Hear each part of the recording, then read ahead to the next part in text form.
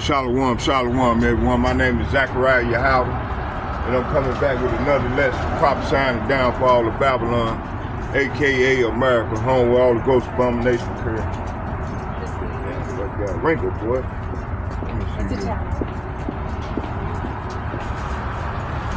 I think that's all I need right now. Time being.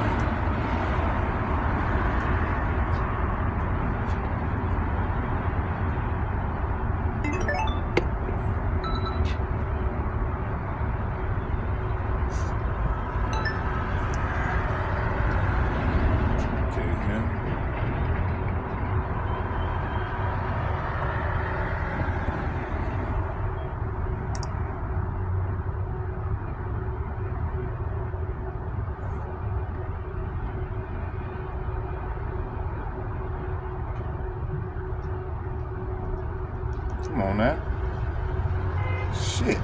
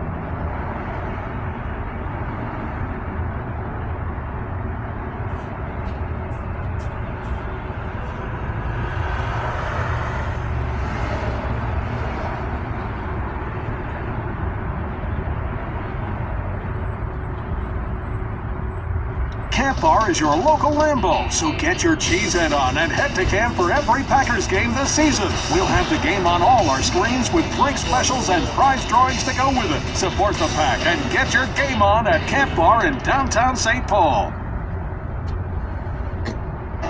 Russia attacks Ukraine with a new hypersonic missile.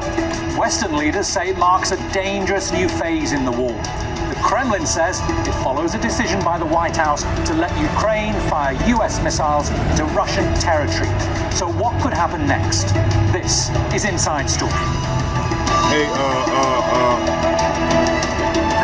fair use of the Copyright Act of 1976. Fair use. This is news. I'm not getting Hello, paid. welcome to the program. I'm Bernard. Strictly for edification This week, purposes. new, more powerful weapons are being used by Russia and Ukraine as Europe's worst conflict since World War II enters what Poland's Prime Minister Donald Tusk calls a new phase. It's a war US President-elect Donald Trump says he will end in one day. Ukraine has fired American and Franco-British missiles onto Russian territory for the first time after Joe Biden gave the go-ahead weeks before he leaves office. Russia then hit the Ukrainian city of Dnipro with what it called a new hypersonic missile. The Oreshnik could potentially hit targets anywhere in Europe and the eastern United States. NATO and Ukraine will hold emergency talks on Tuesday. So what happens next? Could the fighting intensify, or might Trump really manage to end the war? We'll discuss all this and more with our guests shortly, but first this report from Laura Carr. Russia's use of hypersonic missiles in Ukraine on Thursday has alarmed the West, with some political leaders saying it brings closer the threat of global conflict. Poland's Prime Minister Donald Tusk is calling Russia's firing of its Oreshnik missile at the city of Dnipro a decisive phase in the war in Ukraine. None of us knows the end of this conflict. We only know that it is currently taking on very dramatic dimensions. Russia's President Vladimir Putin described the bombing as a test, saying it was in response to Ukraine firing US and British-made weapons into Russia. I will add there are no means of counteracting such a missile, any means of intercepting it in the world today. They don't exist. And I will emphasize once again, we will continue testing the latest system. While the missile could carry a nuclear warhead, some analysts downplayed that risk. It's not to be overly feared. Russia has a very limited number of these. It's very experimental at this time. They're very expensive to make. And Putin has no desire to put a nuclear weapon on one of these missiles and launch it. Ukrainian President Volodymyr Zelensky has not changed his pleas since the start of the war, again lobbying Western allies to send more advanced missiles. That is why the world must sound serious in response, to make Putin really afraid of expanding the war and feel the real consequences of his actions. The European Union Parliament President is backing Ukraine's use of longer-range missiles and is urging Germany to deliver more, something Chancellor Olaf Scholz has so far resisted. Britain and the US recently agreed to allow Ukraine... Yeah, man, so, hey, this is what's going on. This is where we at. We're gonna watch about a few more minutes, and then I'm gonna go into this secret covenant, and I'm gonna read a few of these precepts by men from their secret covenant, and then I'm gonna go find some scriptures. Jammed up on me.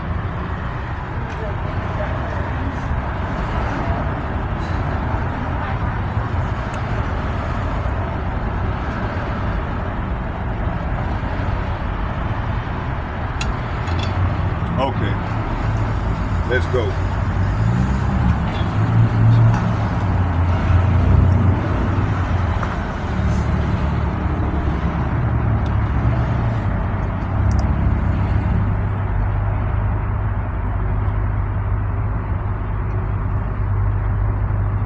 Ukraine to fire medium-range missiles they've supplied into Russian territory. Previously only for use in Ukraine, they were fired at targets in Russia for the first time last week. This was after the US accused Russia of a major escalation by bringing soldiers from North Korea to fight Ukrainian forces. There are some 10,000 or so North Korean soldiers in the Kursk region. And while US President Joe Biden has promised to provide more security assistance to Ukraine, President-elect Donald Trump says he will work directly with Putin and Zelensky to end the war when he enters the White House. He hasn't outlined how, but his President-elect J.D. Vance said it could include Russia keeping the territory it had taken. What's next for the conflict is unclear, but the alternatives are stark. More war, a further widening escalation, or a push back to the negotiating table. Laura Khan for Inside Story, Al Jazeera. Okay, I think it's one more that I want to show. Let's see.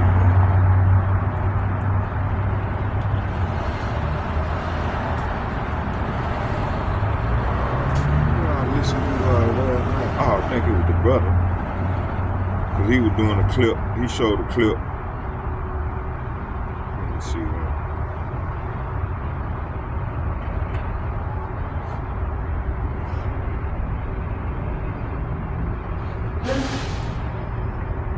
Let's watch the one by Brother Malcolm. He did a lesson last night that I was watching, and he's talking about the same thing. Let me see.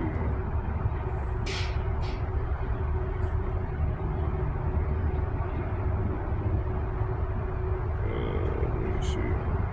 Yeah, I can't find it. Let me see here. Let's go into. Let's look under here. It might be.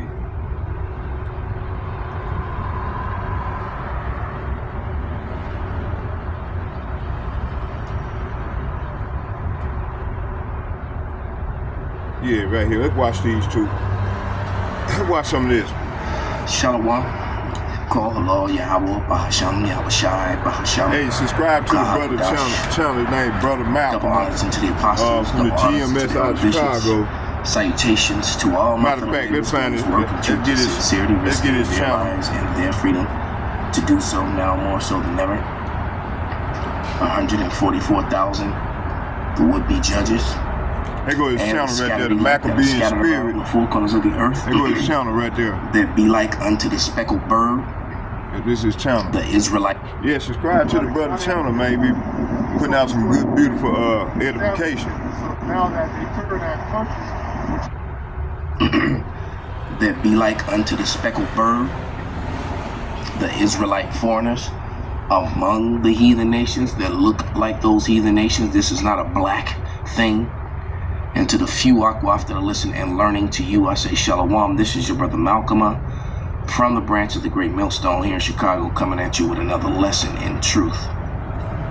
All right, and time is ticking and time is running out for Babylon. For you non-believers, you scoffers, and even some of you Israelites who teach these bugged out doctrines in the wrong name.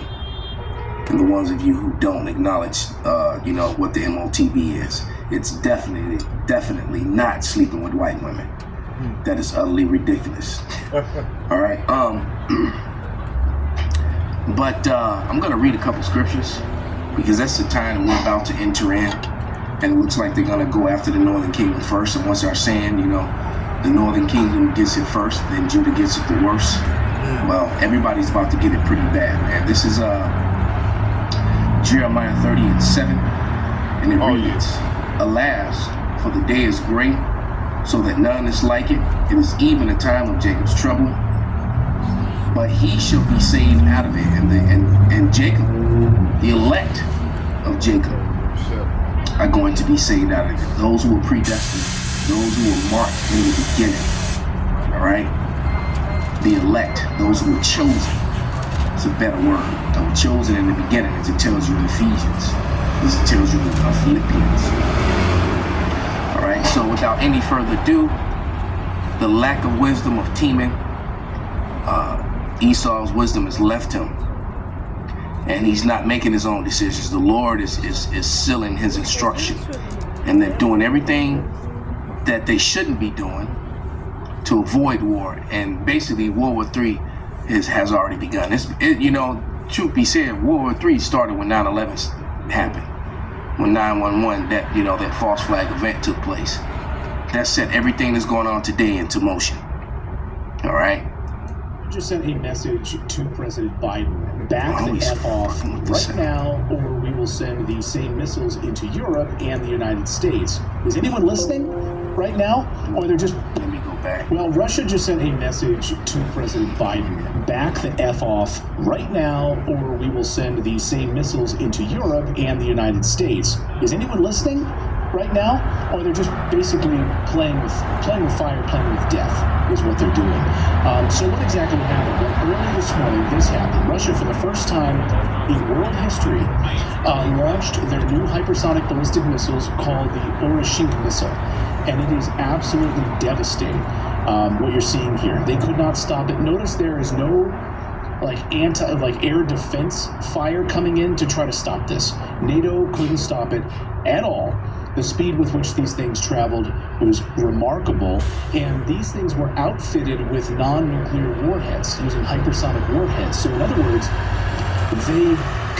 this was a message. This was a message to the world. We can put nuclear warheads on these, and you can't stop them. We didn't. We used our hypersonic warheads, and it was devastating enough, and we took out all of these military targets. You couldn't do anything about it. We've been warning you about it. And with these long-range attacks inside of Russia, we've been warning you, and here it is. You guys can't stop this. You want to F around and find out some more? And that's just it, the FAFO. Fuck around and find out. All right?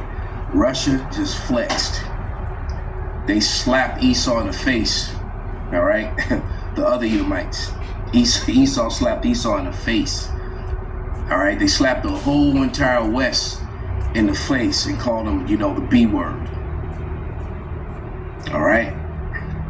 And you best believe these European nations, some of them are running their mouths, but they don't want no smoke. They don't have a defense system against it. While America was partying in the 80s and the 90s, California living, Prince of Bel Air, having a good old time, working these fraudulent markets, doing their computer thing, Silicon Valley, all that bullshit. While they were doing that, Russia was building up its missile technology. And I heard a couple of military leaders say in some videos last year and the year before that Russia's missile technology is 40 years ahead of America's. So it doesn't matter that America has more missiles. Russia can get its missiles off and attack you, and you can't even retaliate. Okay? And it's prophesied, and you think what's going to happen in Europe? So you can clearly see how and they're already upset with the West for getting them into this shit. So you can see how them backdoor deals, are gonna be held. Yeah, we all saw the 300, right? You remember what the sellout did? The hunchback, the one that was deformed. All right, he went and backstabbed them, and went and told Xerxes about the secret goat trail that would lead behind them. All right,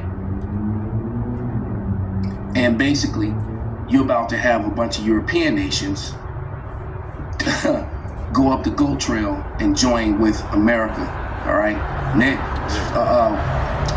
Trump, DJ Trump, aka Nero, has already expressed how he wants to break away from NATO and the EU. NATO and the EU just took that damage over there because of what America did. And it seems like every time you help America, its allies, the allies don't fare well. Okay? Because America is basically the concubine, the prostitute of the Israelis. Point blank period. I don't care how you take it. And it's not anti any goddamn thing. It's a damn truth. All right? You can't scream America first, MAGA, and then keep sending billions to the Israelis. And what you're doing is you're ripping your own country apart at its seam, at its very core. America's never been divided as it is now, and never been more divided as it is now. You got states trying to split up. Counties want to separate from states. All right. That makes me think of Mark 3:23, and it reads, "And he called them unto him and said unto them in parables, How can Satan cast out Satan? And if a kingdom be divided against itself, that kingdom cannot stand. And if a house be divided against itself, that house cannot stand. So the house of Edom, the race, the house of Edomites, self-proclaimed white people, the Caucasian race, all right, plus their scattered seed that's melanated because they did a lot of raping. It's another thing that, or I should have said the word graping. That some of these unlearned Israelites are just as stupid as Esau when it comes to that. That whole color thing. It's all about the seed. You're the seed of your father, regardless of what your outward appearance looks like. Right? And there's a million examples of that. Of people who have dark melanated fathers, but then they look pale like their mother, and vice versa. All right, you'll see people that have pale fathers but look dark like their mothers. Well, but they're the seed of their father. That's their race. So your color doesn't determine your race. That stupidity is going to be wiped out the world, and I can't wait. But it says, if a house be divided against itself, that house cannot stand. And if Satan rise up against himself and be divided, he cannot stand, but have an end. So this is the end of Esau, Edom. This is the end of their reign. They've basically fucked themselves. All right.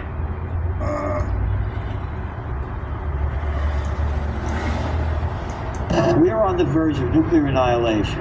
It's a bubble. It's going to burst. Not a matter of if, it's a matter of when. No one is talking about this. There are going to be defaults, the likes of which we've never seen in the history of the world. It's going to bring down the banks. The working class is going down. As George Carlin used to say, it's one big club and you ain't in it. When you look at the real government debt level, it's not $36 trillion. It's more like $260 trillion. And the first people I heard say that was the men of the Great Millstone. Just like the first people that ever talked about the Russian technology and the Russian missiles, you know, they would scoff our old signs about the USSR, and now that spirit of the USSR is back. And I remember arguing with people, you know, because they didn't know anything. They just know what they're told. American media, the MSN, mainstream media, lies to its people daily. It is not to their benefit that their citizens be thoroughly informed. Because if that were the case, the people would have risen up and rioted already. Because the Americans have no idea how badly that their government fucks them over every day. And you know, and the wealthy, the wealth gap just grows and grows and grows. But this crash is coming. That's all a part of, you know, society is just gonna crash out, as they say, before the missiles fly. So you're gonna have your civil war, your race war, your class wars, and just an all-out collapse. This is James 5:1. Go ye now, ye rich men, weep and howl for your miseries that shall come upon you. Your riches are corrupted, and your garments are moth-eaten. Your gold and silver are cankered, and the rust of them shall be a witness against you, and shall eat your flesh as it will fire by using the dollar. Aligning yourself with America has turned out to be a really bad investment for a lot of countries, and they're realizing that. That's why the BRICS are growing at the rate that they're growing. All right, the nations are joining on to the BRICS. Remember, the 198 nations in the United Nations, something like 138, 140 of them are now BRICS nations, or trying to be with the BRICS. America, the West can't win that. So the dollar's practically dead. And it's going to show itself to be so very soon. That's why he gave this alert crash. The world has never seen it. It's true. And so because when the dollar crashes, all these other markets around the world will crash as a result of it. And then they're going to be pissed. All right? And now you can see why the nations shall hate the whore and shoot fire upon her. James 5:4. Behold, the hire of the laborers who have reaped down your fields, which is of you kept back by fraud, crieth, and the cries of them which have reaped have entered into the ears of the Lord of Sabaoth. And that, Yahweh of armies, and he's gathering the armies of the world together in the valley of Jehoshaphat, so that he can plead with them, all right, for his heritage, for Israel, for the controversy of Zion. These people that have gains. Okay, let's go and start the lesson. That was my brother, Elder Apostle out of Chicago, GMS Maccabee Spirit Channel. Subscribe to that brother channel. Brother be doing some edifying work. Him and the other brother from Chicago. I gave y'all that information last night. And I sent about 6 of his videos. So yeah, subscribe to these brothers' channel, man. They be bringing out beautiful lessons. So let's go into this thing. Matter of fact,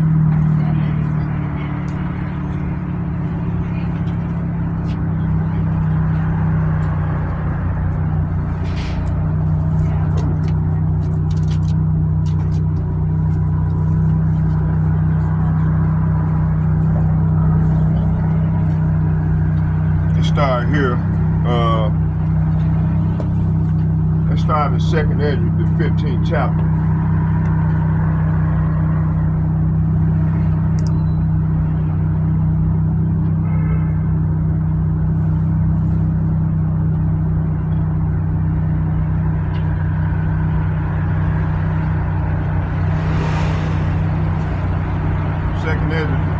Chapter 15,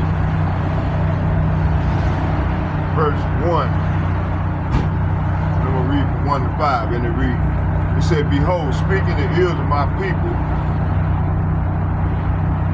the words of prophecy which I will put in thy mouth, says the Lord, and cause them to be written in paper, for they are faithful and true.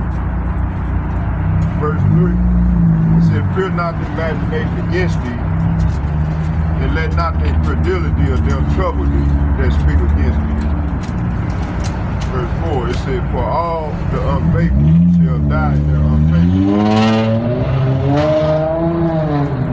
Verse 5, it said, behold, says the Lord, I will bring plague upon the world, sword, famine, and death, and destruction.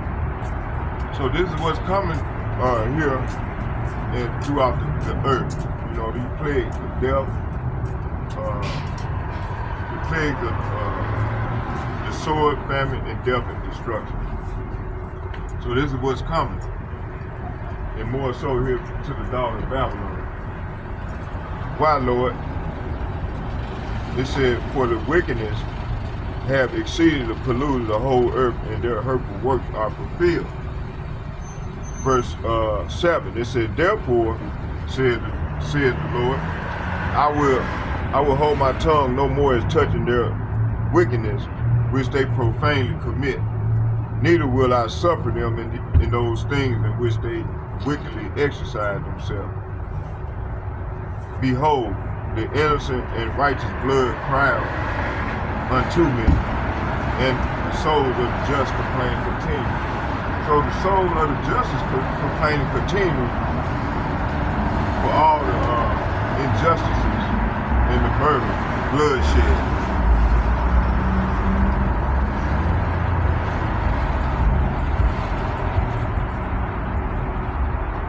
Verse 8, it said, verse 7 and 8, it said, therefore, says the Lord, I will hold my tongue no more as touching their wickedness, which they profanely commit.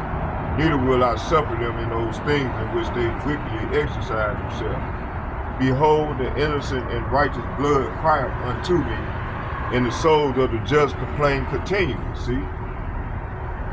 Verse 9, it said, and therefore, said the Lord, I will surely avenge them and receive unto me all the innocent blood from among them. So this is what the Lord finna do. He's finna receive all the innocent blood from among the Negroes, Latinos, and Native Americans, which these people have shed, you know, and continue to shed to this very day. Verse 10, behold, my people is led like a flock to the slaughter, and I will not suffer them now to live to dwell in the land of Egypt. But I will, it said, but I will bring them out.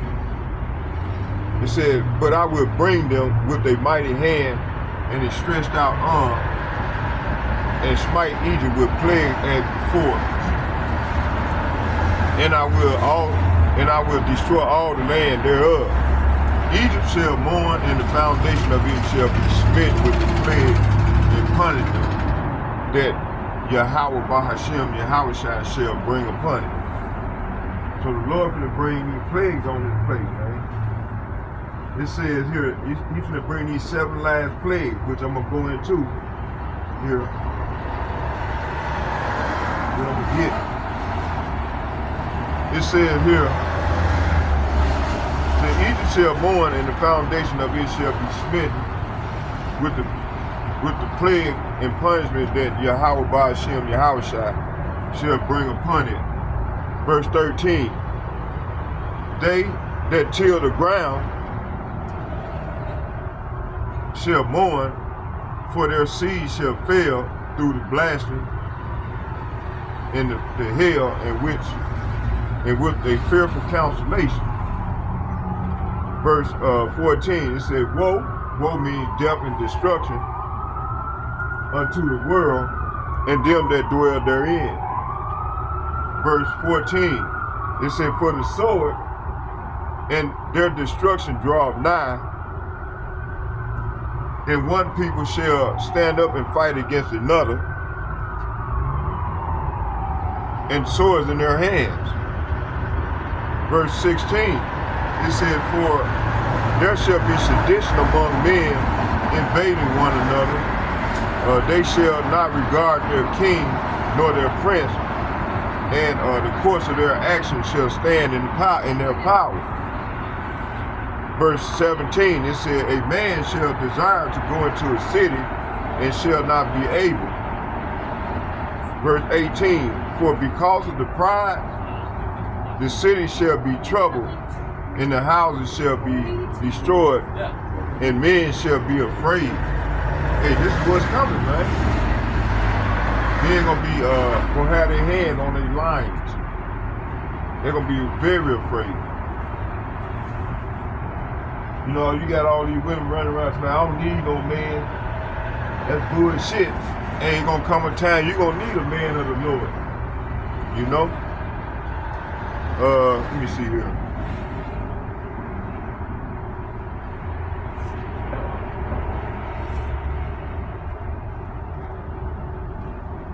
It says here, a man shall have no pity upon his neighbor, but shall destroy their houses with the sword, and spoil their goods with their good, because of the lack of bread and the great tribulation. See? Verse 20, it said, behold, says Yahweh Ba'ashem Yahweh Shai, I will call together all the kings of the earth to reverence me, which are from the rising of the sun, from the south, from the east, and Lebanon, to turn themselves one against another, and to repay the things which they have done to them. Verse 21, it said, like as they do yet this day unto my chosen, so will I do also, and recompense in their bosom. Thus saith Yahweh Ba'ashem Yahushai Elohim, my right hand shall not spare the sinners, my sword shall not cease over them that shed innocent blood upon the earth. Verse 23, it said, the fire is gone forth from his wrath, and have consumed the foundation of the earth, and the sinners like straw that is kindled. Verse 24, woe unto them that sin and keep not my commandments, says the Lord. Verse 25, it says here, it said, woe to them that sin and keep not my commandments, says the Lord. I will not spare them. Go your way, children, yea children, from the power, and defile not my sanctuary. Verse 26, it says, for the Lord knoweth all them that sin against him, and therefore he delivered them unto the death and destruction. It's talking about the 2/3 club, for the Negro, Latinos, and Native Americans that join unto the devil. Okay. Verse 28, it said, behold, an horrible vision, and the appearance thereof from the east. So when they say the east, when they talking about the east, they talking about southwest, south and northwest Asia. You know, the Edomites, they changed the boundaries. They changed everything when they came into power. It said, behold, an horrible vision appearance thereof from the east, where the nation of dragons, it said, where the nation of the dragon of Arabia shall come out of there with many chariots, and the multitude of them shall be carried as the wind upon the earth, that all they which hear them may fear and tremble. So this is talking about them ICBM missiles that gonna rain down on Babylon and shot to and fro throughout the earth. nation gonna gather up against America, and they're gonna shoot their arrows at the place. Okay, let's go to Jeremiah. Hold on here. Let's get Isaiah chapter 30, verse 6.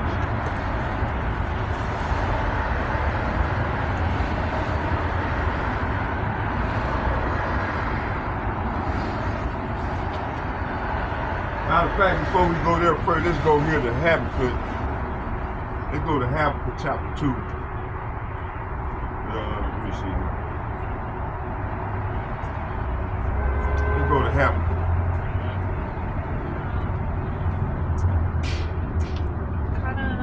Habakkuk chapter 2.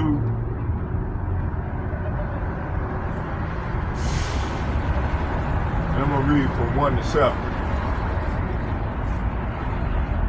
It said Habakkuk chapter 2, verse 1 through 7, and it reads, it said, I will stand upon my watch and set me upon the tower, and will watch to see what he will say unto me, and what I shall answer when I am reproved.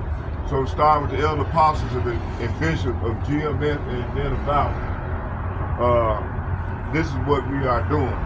Starting with the elder apostles and the bishop and the like-minded men on down as myself. This is what we are doing. We standing upon our watch. Verse, it said verse 2, it said, and Yahweh answered me and said, write the vision and make it plain upon the table, that he may run that read of it.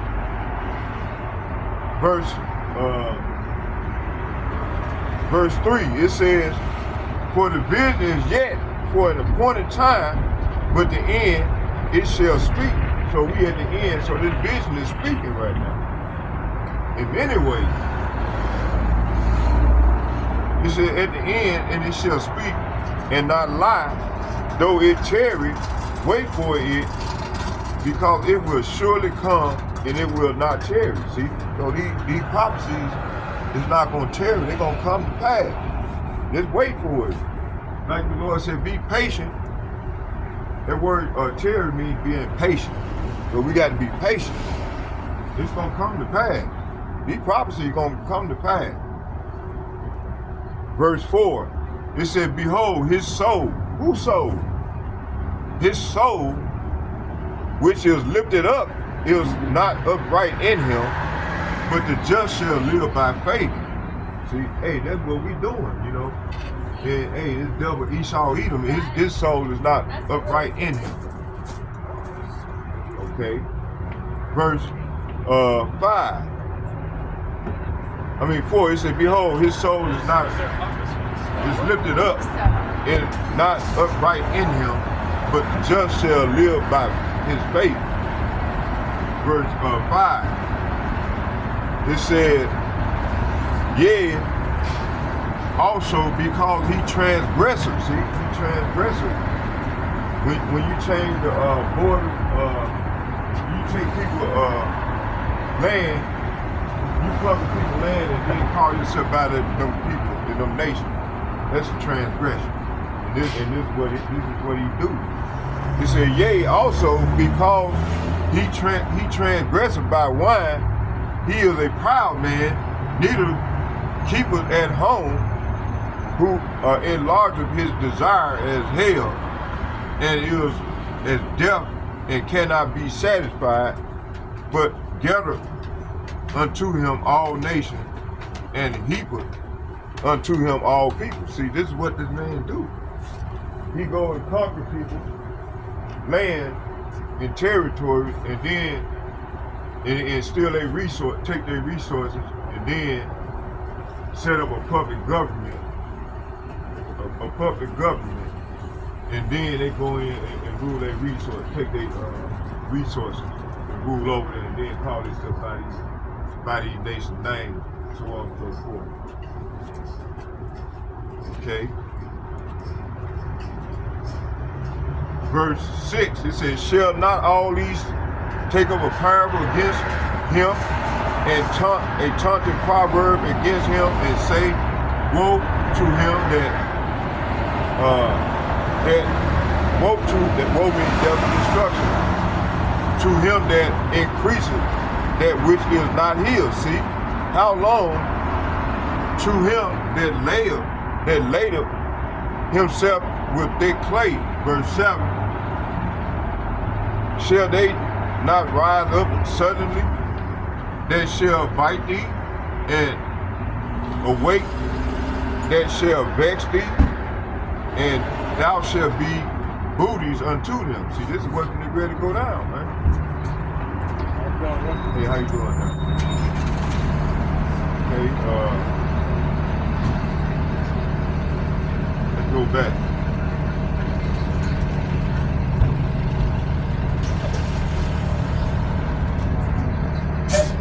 Let's go into the transgression.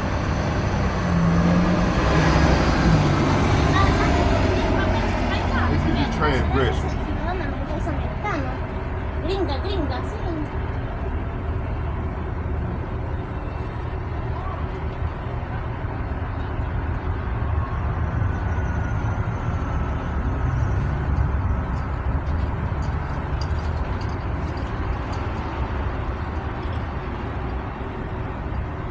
Let's go to Proverbs. Let's get that transgression by wine. Let's get that. Proverbs chapter 20, verse 1, and it reads, wine is a marker, strong drink is raging, and whosoever is deceived by it, deceived thereby, is not wise. So these people are not wise. Says Lord.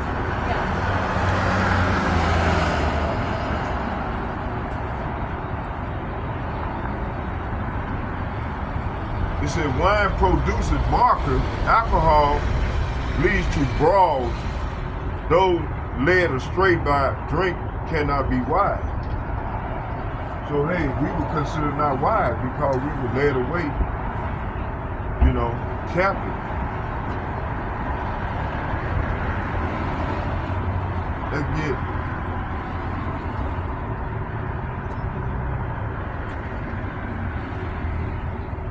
Let's get Proverbs chapter 23, verse 29.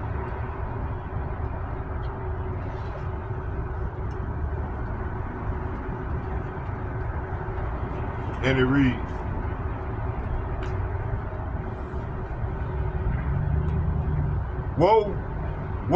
Salapia, who have woe, who have sorrow, who have contention, who have babbling, who have wounds without cause, who have redness of eyes. So this is saying who has anguish and who has sorrow, who is always fighting, Esau Edom. Who is always complaining, Esau Edom. Who has unnecessary bruises, Esau Edom. Who has bloodshot eyes, Esau Edom. Okay, verse 30. Verse 30, and it reads, it says, they that tarry long at the wine, they that go to seek mixed wine. So this is saying it is one who spends long hours in taverns trying out new drinks. Verse 31, it said, look not thou upon the wine when it is red, when it is given his color in the cup, when it moveth itself aright. So verse 30 is saying, don't gaze at the wine, seeing how red it is, how it sparkles in the cup, how smoothly it goes down. Okay. Verse 32, it says, And the last, it bite them like a serpent and sting them like an adder. So hey, this is what the devil gonna do to the 2/3 of our people. When we go into this Jacob trouble, which I'm gonna go into that next. It said for the end, for in the end it bites like poisonous snake. It stings like a viper. So hey, you know, this devil blow gonna sting like a viper, man. Okay? Let's go,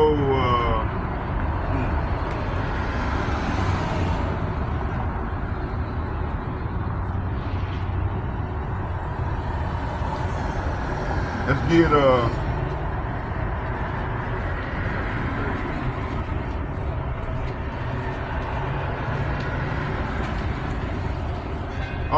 let's read Proverbs chapter 23 verse 33. It said, thy eyes shall behold strange women, and thy heart shall utter perverse things. Hey, do this man not do these things?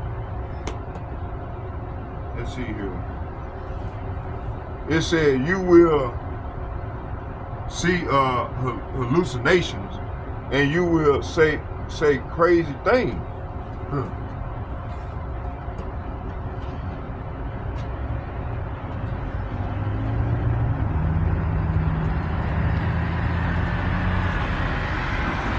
Proverbs chapter 31 verse 4 and 5.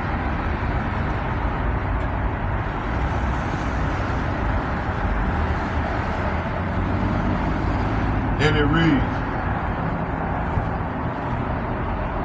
it is not for kings, O Lamel, it is not for the kings to drink wine, nor for the prince strong drink. Verse 5, it said, lest they drink and forget the law and pervert the judgment of any of the afflicted. So right here in verse 4, it reads in the NLT, it is not for King O Lamel to guzzle wine. Rulers should not crave alcohol. See? Verse 5, it said, for if they drink, they may forget the law and not give justice to the oppressed. Okay.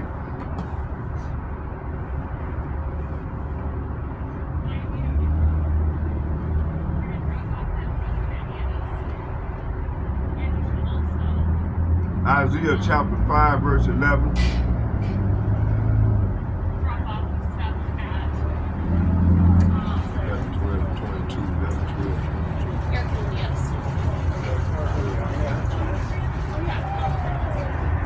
It said, woe means death, destruction, unto them that rises up early in the morning, that they may follow strong drink, that continue until night, till the wine inflame them. Verse 12, it says, and the harp of the viol and the tabret and the pipe and the wine are in their feast, but they regard not the workers of Yahweh, neither consider the operation of his hand. Let's jump down to 22. God bless. Hey, same you, bro. 22. It said, woe unto them that are mighty to drink wine, men of strength to mingle strong drink.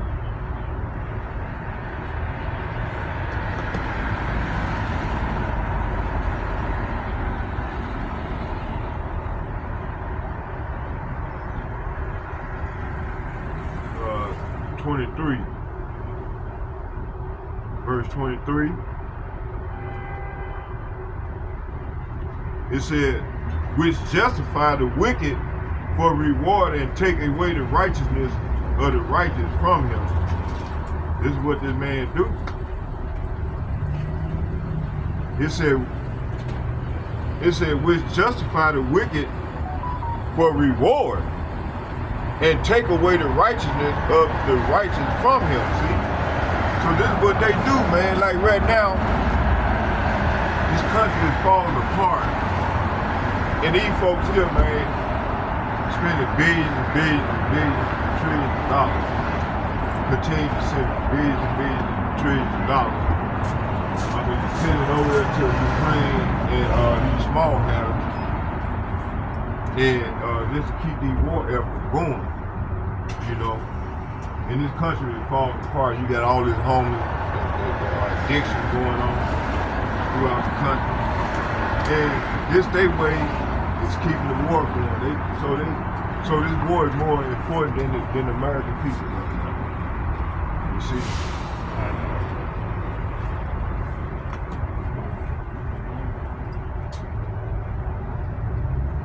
Let's go here.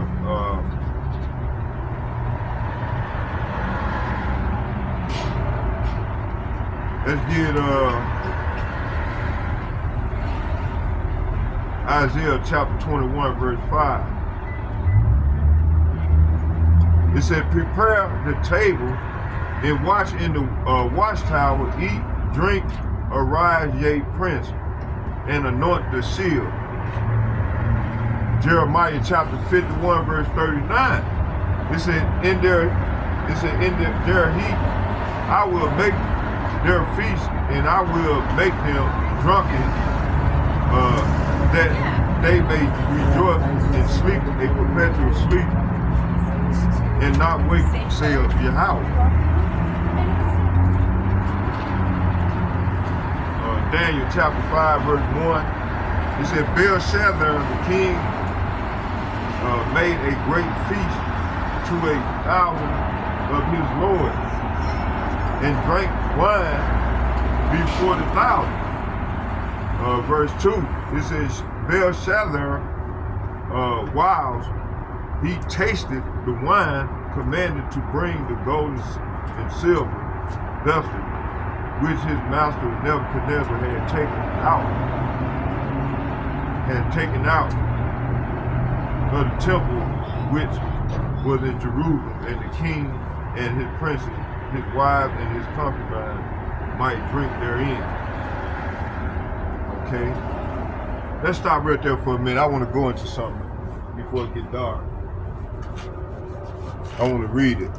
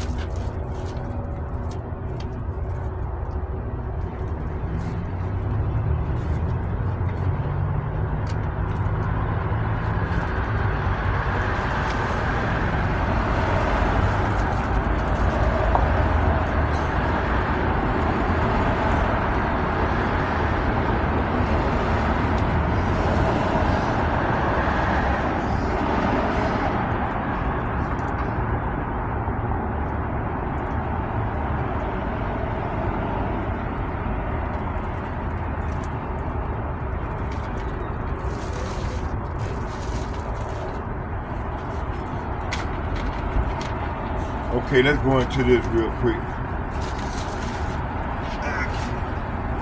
All right, let's go. It says the New World Order is a term used in several conspiracy theories, which hypothesize a secretly emerging totalitarian world government. It said a common theme in conspiracy theories. This is conspiracy fact. I mean, this is the facts. These are facts that's playing out right before our very eyes in these latter days. Hey, and like we've been saying, hey, I did the little research. Ever since 1945, these devils been trying to create a new world order, man, agenda. See right here, it said, this is their agenda. It said that the common theme in the conspiracy theory about the New World Order is that a secretive power elite with a globalist agenda is conspiring to eventually achieve world domination and rule the world through the authoritarian one world government, which will replace the sovereign nations states. This is what they're trying to do. I mean, this is what they're trying to accomplish. And an all-encompassing propaganda whose ideology hails the establishment of the New World Order as a culmination of history's progress. Many influential historical and contemporary figures have therefore been alleged to be part of the cabal that operates through many fronts, organizations, and to orchestrate significant and political and financial events ranging from causing systemic crisis to pushing through controversial policies at both national and international levels as steps in an ongoing plot to achieve world domination. So this devil, this is what he, like we just said, he gathered all nations unto himself. Let me get that again. This is what this man do.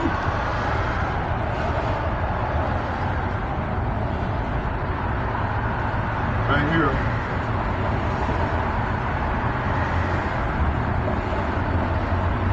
Let me go back. It said, yea, also because of the he transgressed by wine, he is a proud man. See, the devil is a proud man. Neither keepeth at home. Say what? Neither keepeth at home, who enlargeth his desire as hell, and is as death, and cannot be satisfied, but gathereth unto himself all nations. See, and heapeth unto him all people. See. So this is what this is talking about, what I'm reading. So right here it says here,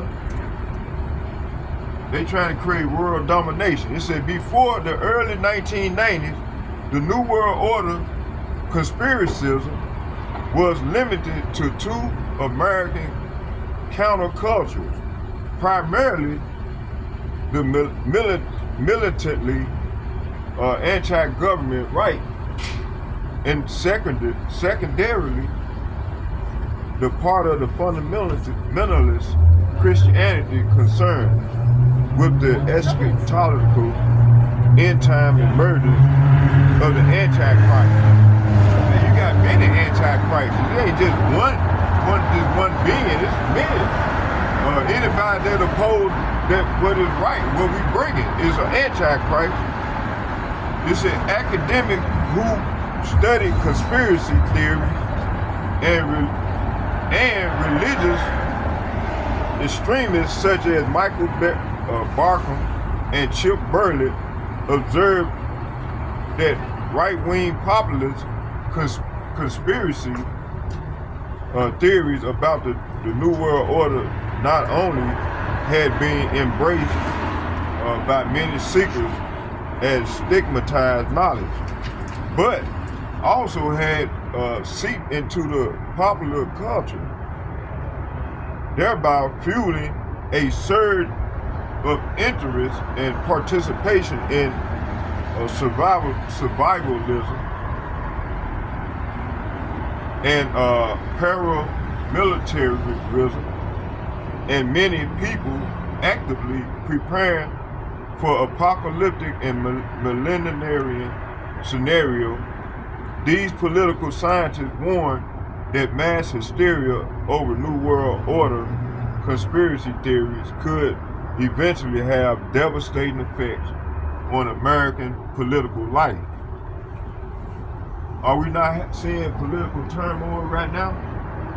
It said throughout the earth, and more so right here in Babylon. You see, ranging from escalating lone wolf terrorism.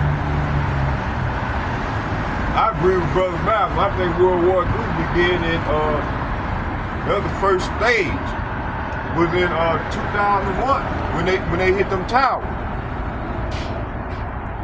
It said escalate lone wolf terrorism to the rise to power of the authoritarian, ultra-nationalist demagogues. It says here, it said general usage pre-Cold War. It said during the 20th century, political figures such as Woodrow Wilson and Winston Churchill Winston Churchill used the term New World Order to refer to as new period of history and characterized by a dramatic change in the world and political thought and in the global balance of power after World War I and World War II. The interwar and post-war World War II period were seen as opportunities to implement idealistically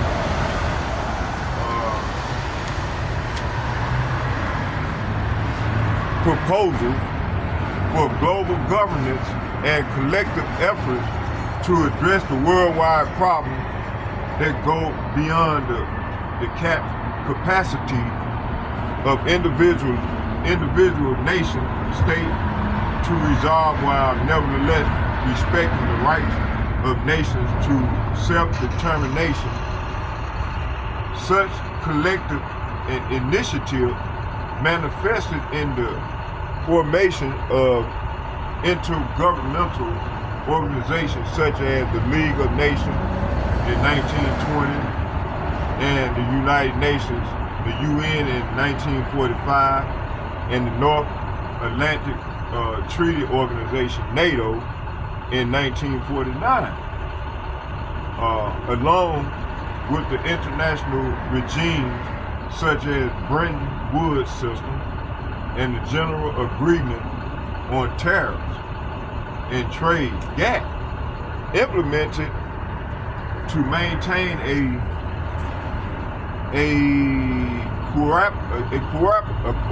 cooperative balance of power and facilitate reconciliation between nations to prevent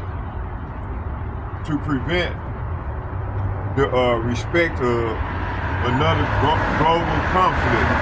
These cosmetology efforts to instill liberal internationalism were regularly criticized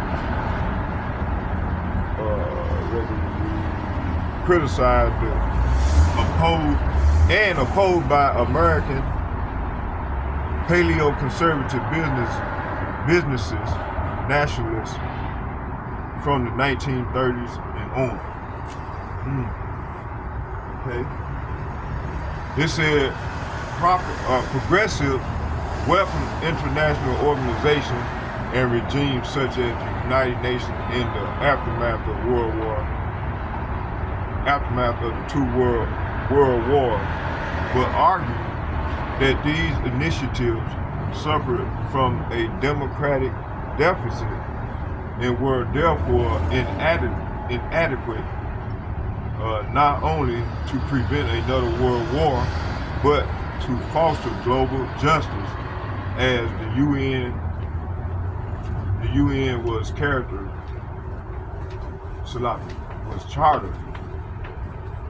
chartered to be a free association of sovereign nation states rather than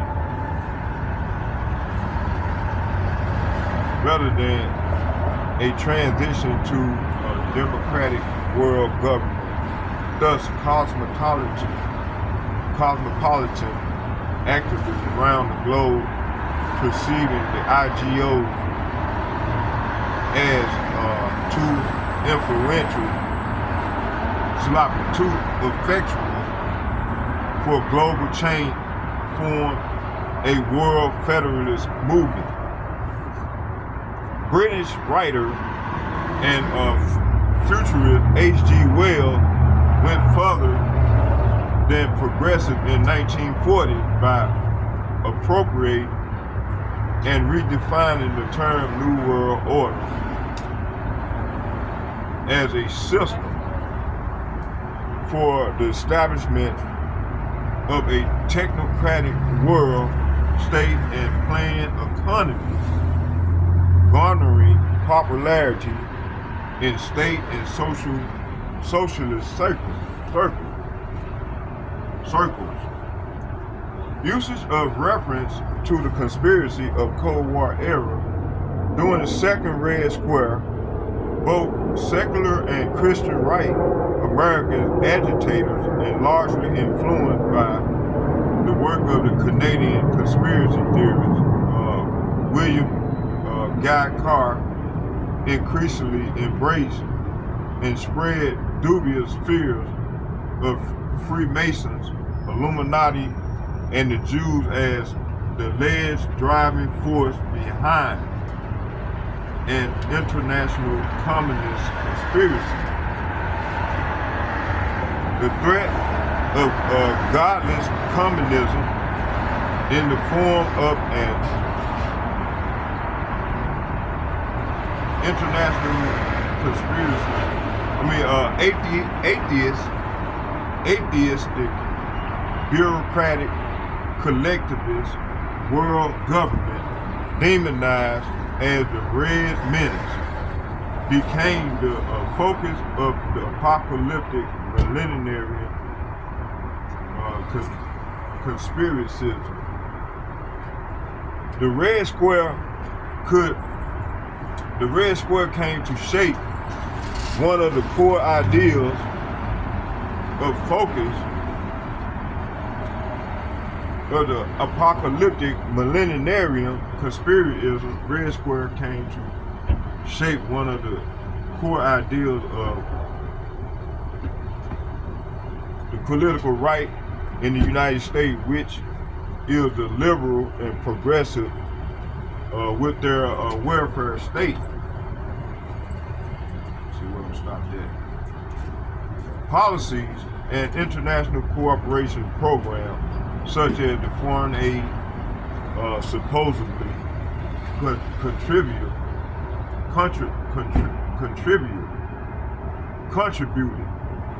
to a gradual process of global collectivism that will inevitably lead to nations being replaced with a communistic collectivist and one world government. James Walberg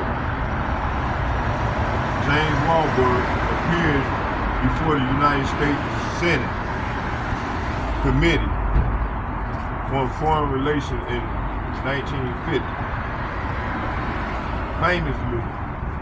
He famously stated, "We shall have world government whether or not we like it.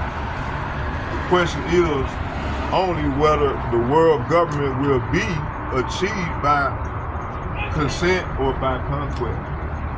Okay.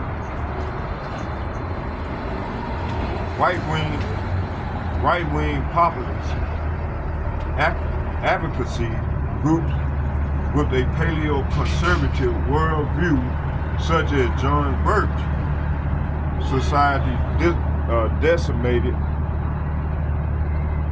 disseminated a multitude of conspiracy theories in the 1960s, claiming that the governments of both the United States and the Soviet Union were controlled by the cabal of corporate internationalists, greedy bankers, and corrupt politicians who were intent on using the UN as the vehicle to create a one-world government. This anti-globalist conspiracyism fueled the campaign for the U.S. withdrawal from the UN. American writer Mary M. Davidson, in her 1966 booklet, The Profound Reserve, in 1913 by international bankers, whom she claimed later formed a council on foreign relations in 1921 as a shadow government. At the time the booklet was published, many readers would have interpreted international bankers as a reference to a postulated international Jewish banking conspiracy masterminded by the Rothschild family. Hey, I agree with them on that. That's who's at the head of the forefront of all this here. The Rothschild and the Gettys and all the elite, the global elite. Klaus Schwab, what's that fucker name? What's that faggot name? Alwal Nawari. Okay, it says here, arguing that the term New World Order is used by the secretive global elite dedicated to the eradication of the sovereignty of the world nation. America writer Gary Allen, in his book None Dare Call It Conspiracy in 1971, the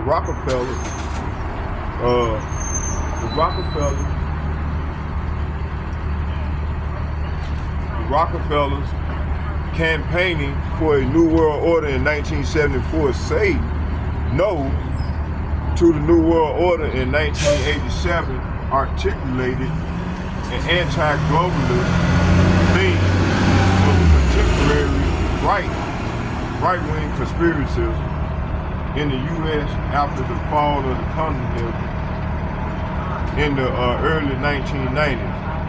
The de facto subject of the New World Order conspiracyism shifted from crypto-communists perceived to be plotting to establish an atheistic world communist government to globalists and perceived to be plotting to implement a collectivist, generally unified world government, ultimately controlled by the untouchable oligarchy of the international bankers, corrupt politicians, and corporatists in the United States itself. It says the shift in perception was inspired by growing opposition to corporate internationalism on the American right in the 1990s. It says here, in his speech towards a New World Order delivered on September 11, 1990, during the joint session of the U.S. Congress, President George H.W. Bush described his objective for post-Cold War global governance in the cooperation with post-Soviet states. He stated, until now, the world we've known has been a world divided, see? Hey, right to all the way up back then and to all the way up to now. The world has been divided. And more so here in the daughter of Babylon. It said, until now, the world we've known has been a world divided, a world of barbed wire and concrete block conflict in the Cold War. Now, we can see a new world coming together, coming into view, a world in which there is a genuine prospect of a new world order in the world of Winston Churchill, a world order in which the principles of justice is fair play, protect the weak against the strong, a world where the United Nations free from Cold War stalemate is poised to fulfill the historic vision of its founders. It says here, a world in which the freedom and respect for human rights find a home among all nations. So this is their plan, this is their scheme. And these people is not this is not what they want. They want to dominate the whole world. Okay, right here it says here, let me see, it said the New York Times, observed the progressive were denouncing this New World Order as a rationalization of American imperial ambition in the Middle East.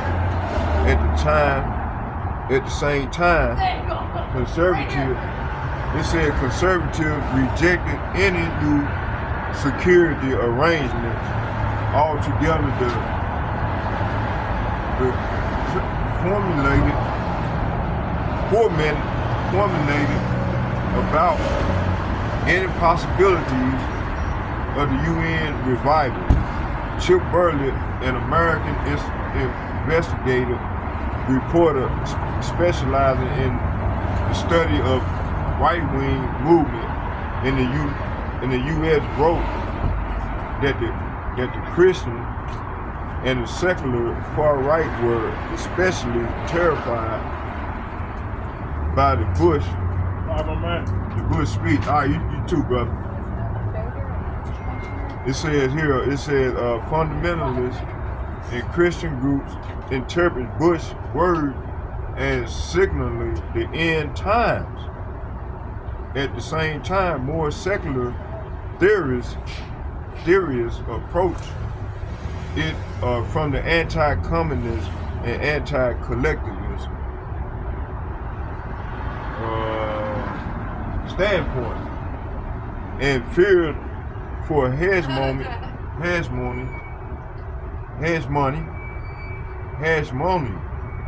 over all countries by the United Nations. Okay. Let's get this post-Cold War usage. It said American televangelist Pat Robertson, with his 1991 bestseller book, New World Order, became the most prominent Christian disseminator of conspiracy theories about the recent American history. He describes a scenario where Wall Street and Federal Reserve System and Council on Foreign Relations, the Bilderberg Group, and the Trilateral Commission control the flow of events from behind the scenes, constantly nudging people covertly in the direction of the world government for the Antichrist. It has been observed that throughout the 1990s, galvanizing language used by the conspiracy theorists such as Linda Thompson and Mark Kornacki and Robert K. Speer led a militancy and the rise of the American militia movement. The militia movement anti-government ideology was spread through speeches and rallies and meetings, books and videotapes, sold at gun shows, shortwave and satellite radio facts networks.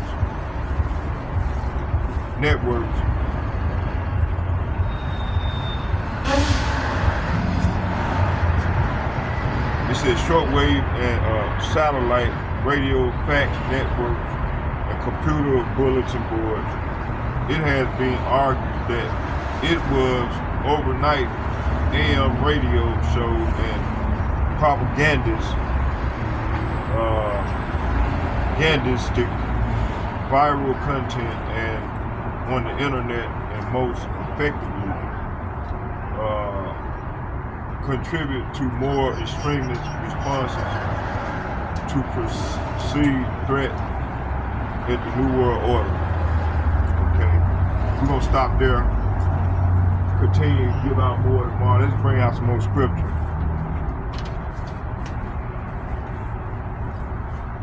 We'll read some more tomorrow. Oh shit. Ain't my back. Okay, let's go into these scriptures. Come back to this tomorrow.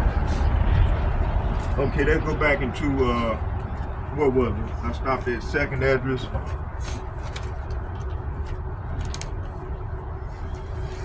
Okay. 2nd Esdras, I think I stopped at 27.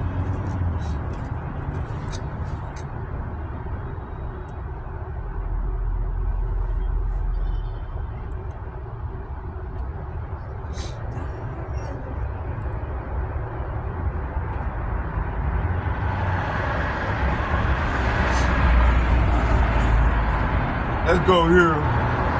Let's get Deuteronomy chapter 32.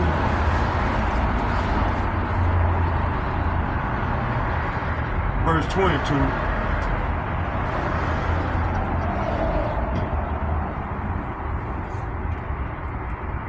Deuteronomy chapter 32, verse 22. Let's get that.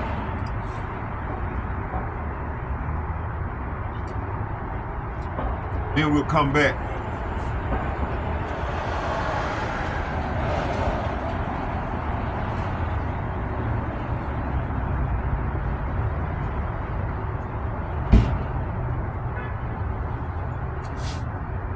Verse 22. How much time we got in?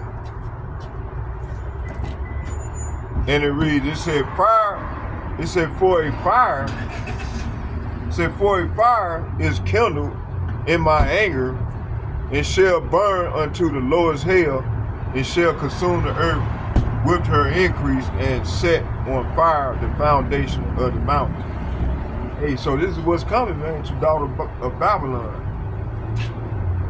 Okay. Let's get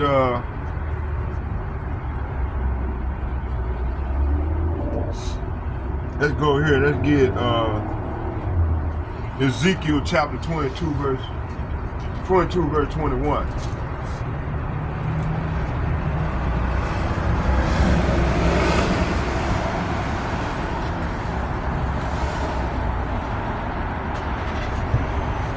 Ezekiel chapter 22, verse 21, and it reads, it said, yea, I will gather you and blow upon you in the fire of my wrath, and ye shall be melted in the midst thereof.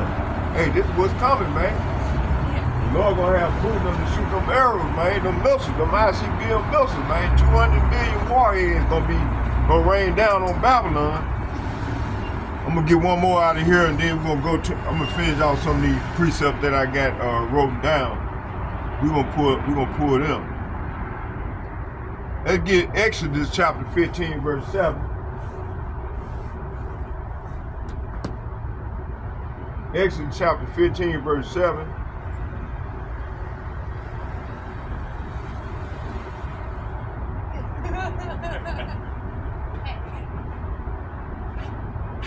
Exodus chapter 15, verse 7. And it reads, it said, and in the greatness of thy excellency, thou hast overthrown them, and overthrown them that rose up against thee. Thou sentest forth thy wrath, which consumed them and stuck them. So Esau and 2/3 of our people that joined unto the devil gonna be at stubble, man. Hey, you know what's gonna happen? The Lord will burn their heads up. All these wicked sodomites. You got sodomites. They got this gay agenda. You got all these faggots running around here, man, gay as hell. Just walking, ready to burn these people up, man. This is what's going to go down real soon. Okay? Let me see what was.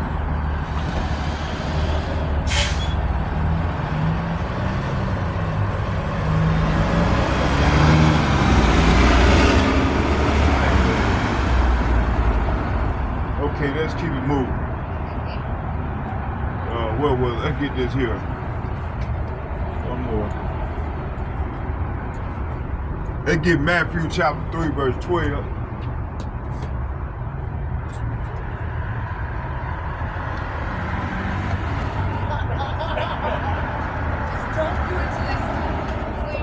Matthew chapter 3, verse 12. And it reads, whose fan is in his hand, and he will thoroughly purge his floor and gather his wheat into the garner. But he will burn up, say what? He will burn up the chaff with unquenchable fire. So this is what's going to come on the daughter of Babylon and these sodomites, all these fucking homosexuals and fucking all kind of shit. This is what the Lord will burn their ass up. You can't wait.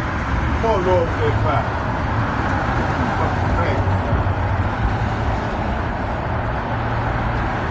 Okay, let's read here.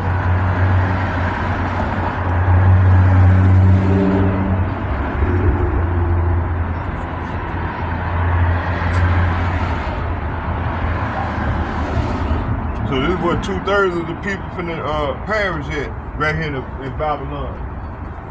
Okay, let's get let's go here.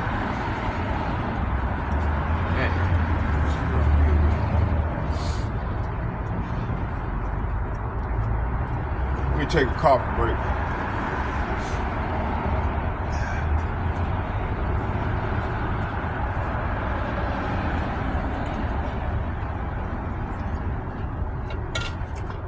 Let's go into damn.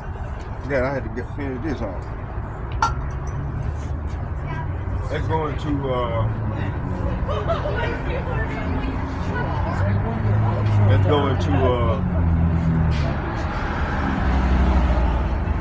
let's get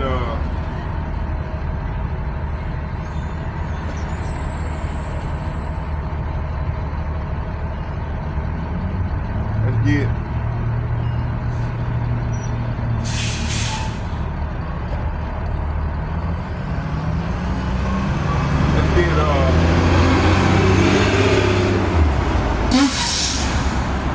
back to the park. Verse 27, it said, second Ezra chapter 15, verse 27, it said, for now are the plagues come unto the whole earth, and ye shall remain in them, for Yahweh, Bahashim Yahweh shall not deliver you, because ye have sinned against him. So the Lord ain't going to deliver 2/3 of the people that join unto this devil. Daughter of Babylon. Verse 28, behold, an horrible vision and appearance thereof from the east. So we got a horrible vision from the east appearing. It said, where the nations of dragons of Arabia shall come out with many chariots, and the multitude of them shall be carried as the wind upon the earth, that all they which hear them may fear and tremble.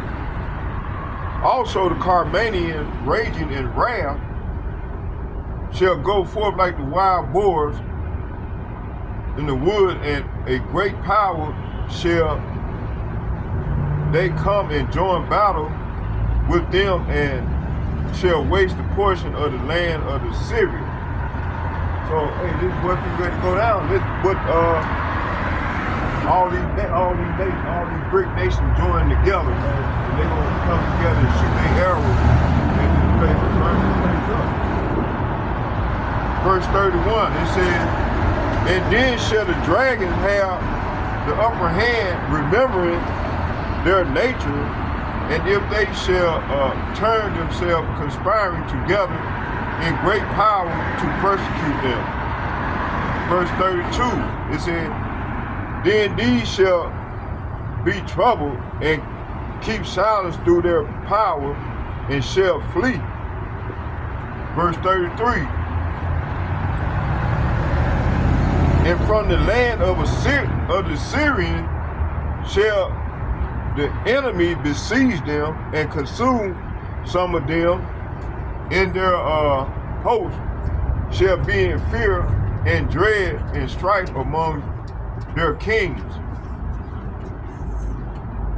Verse 34, behold, clouds from the east and from the north and from the south, they are very terrible to look upon, for are the wrath and storm. Hey, so this is what's coming, right? Okay, let's go here. Let me see here. Let's go to Isaiah chapter 30.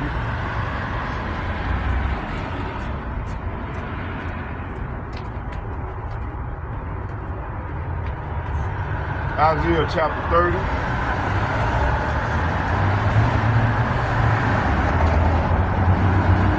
Isaiah chapter 30.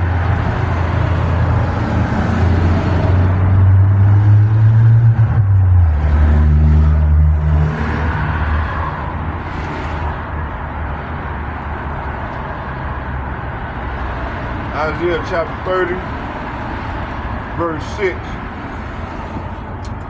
It said, the burden of the beast of the south into the land of trouble and anguish, from the whence come the young and the old lion and the viper and the fiery flying serpent.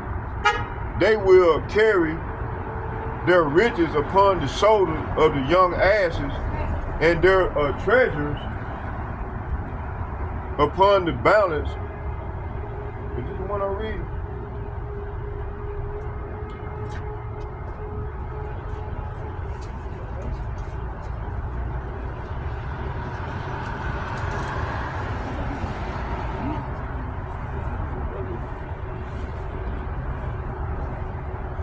Hold on here. I thought I was reading that right. I thought it might be Jeremiah. Let me see here.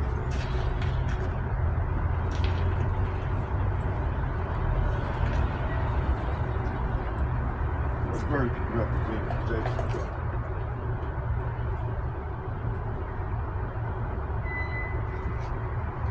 It's Jeremiah chapter 30, verse 7.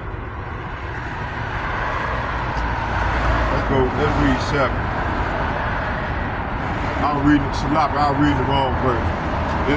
For the Egyptians shall help in vain and to no purpose. Therefore have I cried concerning this. Their strength is to sit still.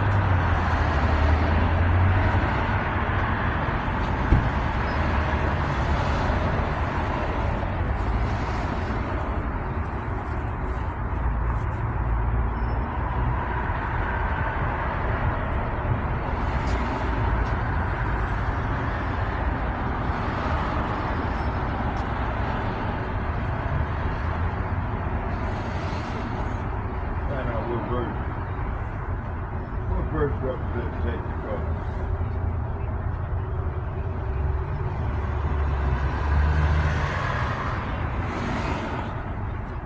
It said the verse that represents Jacob's trouble is Jeremiah chapter 30, verse 7, which state alive for that great day, so that none is like it.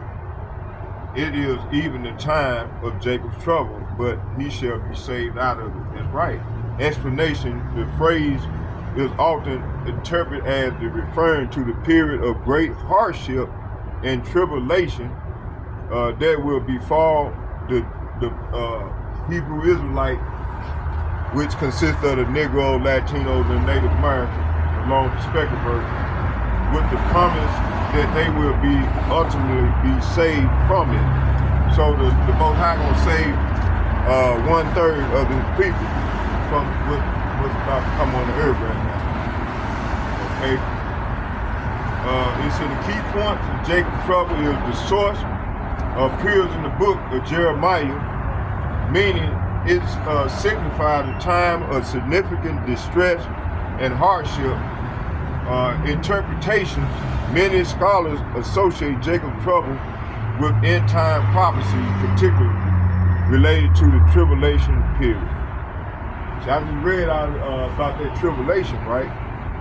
So let's go back into there, read a few more. Come on, man.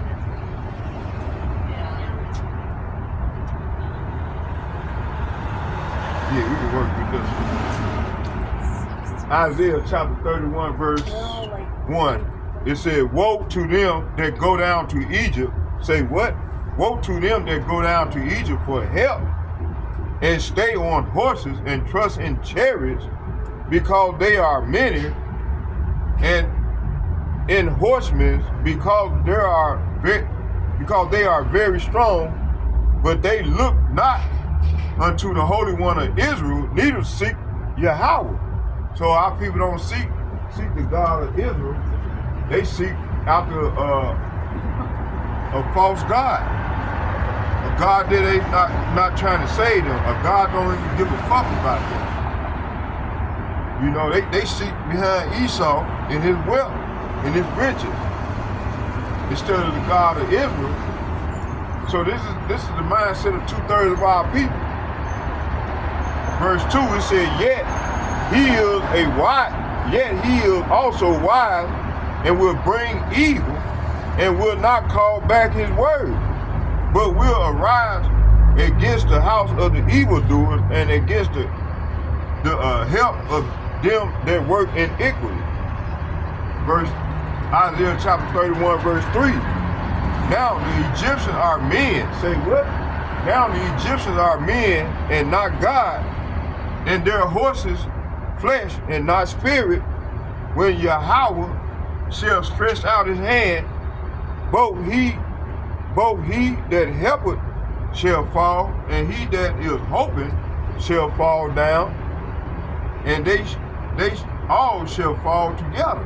See, this is what's going to go down to 2/3 of our people along these heathen nations.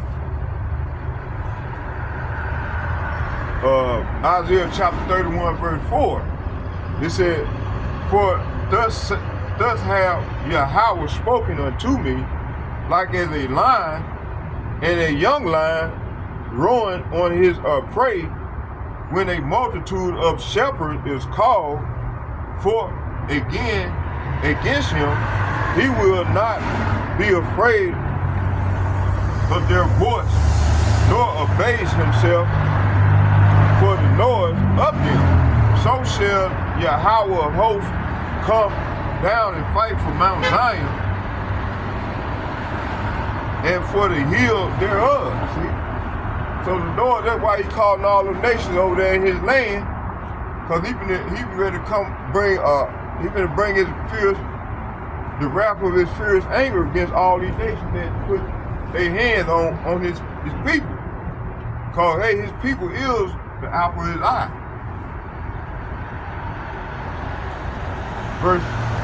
Isaiah chapter 31, verse 5, it said, the birds flying, they're talking about them, this sound like missiles. ICB missiles, they fly. You see, birds flying, so will Yahweh host defend Jerusalem, defending. Also, he will deliver it. Let me take that back. I got to do some more research. So forgive me for bringing that out, making that comment, because I'm going to do further research and I'll get back with y'all, if it's the Lord's will, tomorrow when I come out. It said, thus saith Yahweh, Ba'ashem Yahushai of Israel, thus shall ye say to the king of Judah that sent you unto me to inquire of me, behold, Pharaoh's army, which is come forth to help you, shall return to Egypt into their own land. Their strength is to sit still. What does this mean? Exodus chapter 14, verse 13, and it reads, it said, and Moses said unto the people, fear ye not, stand still and see the salvation of Yahweh, which he will show to you today. For the Egyptians, it said, for the Egyptian, ye shall see no more. For the Egyptian whom ye have seen today, ye shall see them again no more forever. Psalms chapter 76, verse 8, and it reads, thou did cause judgment to be heard from heaven and earth, and was still. Psalm chapter 76, verse 9, and when God arose to judgment to save all the meek of the earth, it said, Psalm chapter 118, verse 8, it is better to trust in Yahweh than to put confidence in man. So we're going to put our trust in Yahweh instead of man. But our people, they trust in man because they continue to vote. They continue to believe in these devil philosophies. We've been continue to tell them, man, that they got to be retaught. You know, because this devil, everything he bought toward us was a lie. You know, everything that he was brought forth was all lies. So we got to be retaught. It said, verse 9, it said, Psalm chapter 118, verse 9, it is better to trust in Yahweh than to put confidence in prince. Isaiah chapter 2, verse 22, it says, cease ye from man whose breath is in his nostril, for wherein he to be accounted of thereof. Accounted of. Isaiah chapter 7, verse 4, and it reads, and say unto him, take heed and be quiet, and fear not, neither be faint-hearted, for two tales of these smoking firebrands, for the fierce anger of Rezin with Syria, and of the sons of Ramallah. Isaiah chapter 28, verse 12. It said, to whom he said, this is the rest wherewith ye may call the weary to rest, and this is the refreshing, yet they would not hear. So 2/3 of our people did not hear. They did not hear or believe the report. So that's why the Lord consumed them. Isaiah chapter 30, verse 15, for thus saith Yahweh, Ba'ashem Yahushai Elohim, the Holy One of Israel, in returning the rest shall be saved, in quietness and in confidence shall be your strength, and ye would not. It is good that a man should both hope and quietly wait for salvation of Yahweh. Hosea chapter 5, verse 13, it said, when Ephraim saw his sickness and Judah saw his wound, they went Ephraim to the Syrian and sent to King Jeroboam, yet could he not heal you, nor cure you of your wound. So these Egypt, the prince of,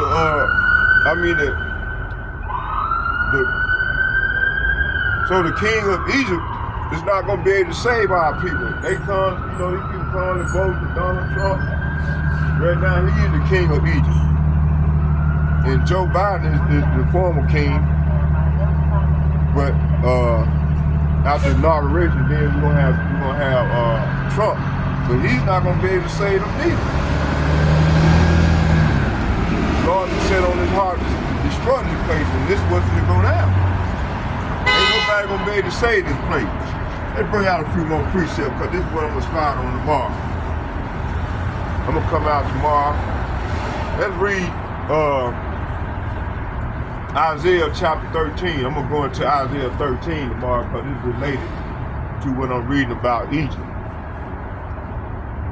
I'm gonna read Isaiah chapter 13 from 1 through 7, and I'll go more into that tomorrow. It's 15 verses, and I'll go further off into it tomorrow.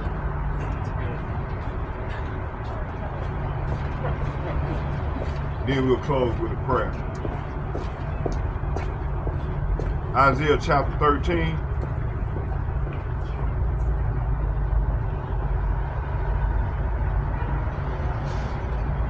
Isaiah chapter 13, verse 1, and it reads, "The burden of Babylon, which Isaiah the son of Amos did see." Isaiah the son of Amos received this message concerning the destruction of Babylon. Verse 2, it said, lift up, it said, lift ye up a banner upon the high mountains, and exalt, it said, exalt the voice of unto them, and shake the hand, that they may go into the gates of the noble. Hey, that's what we doing right now. Which this word how went into the gate of the noble. Verse 3, I have commanded my sanctified ones, I have also called my mighty ones for my anger, even them that rejoice in my highness. See?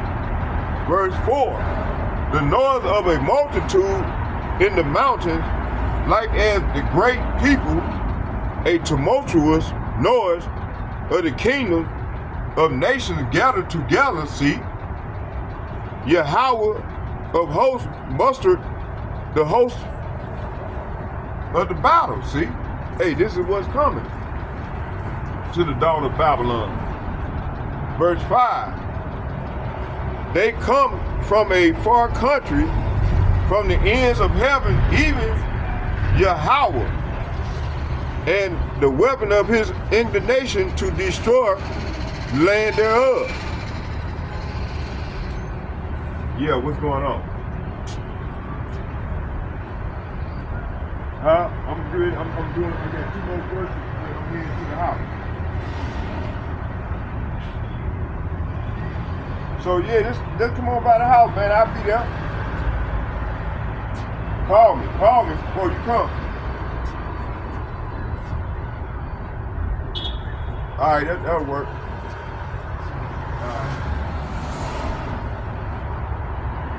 Okay, let me see where was. Oh yeah, we gotta get 2 more verses. Verse 6 and 7. The judgment, it said judgment on the day of Yahweh. Bahashem Yahushua. It said Isaiah chapter 13, verse 6 and 7, and it reads, how? The Lord said, how? Yea, for the day of Yahweh is at hand. It shall come as a destruction from the Almighty. Verse 7, therefore shall all the hands be faint, and every man's heart shall melt. See, so this is what's going to happen, man. You know, this is what's going to happen in the earth, you know. So, hey, I hope you all was edified. And let's get a prayer to the power. First of all, let me put this stuff up. We're going to get a prayer.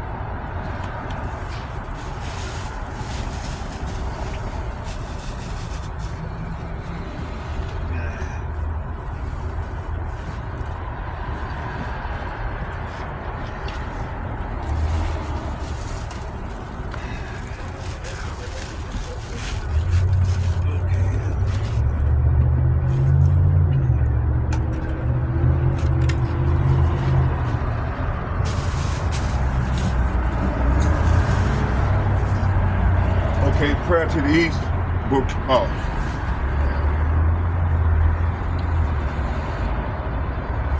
Barakatah Yahweh, Barakatah Yahweh Shai, Barakatah Yahweh, Barakatah Yahweh Shai. Call Allah Yahweh, Bahashim Yahweh Shai, Bahashim Rikah Kadash. Shalom.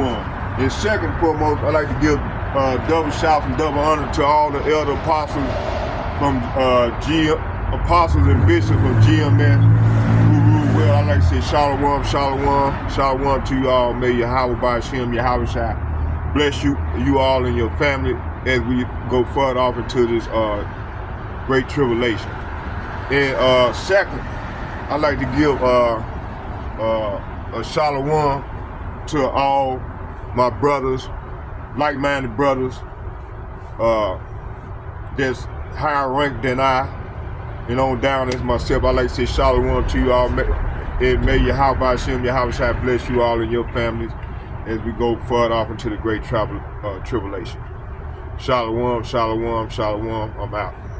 Until the next time, I say shalom. I'm out.